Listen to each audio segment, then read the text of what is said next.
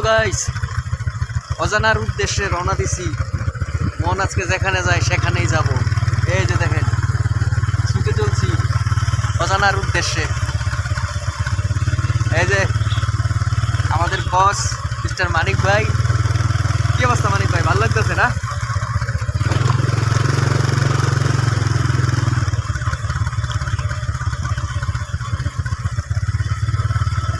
দেখেন, আমরা পাহাড়ের উপরে বাড়ি বানাইছে তো এইটার উপরে আপনার কাজের জন্যই খুঁজতেছি।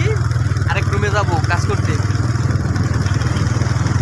এই যে দেখেন কত সুন্দর।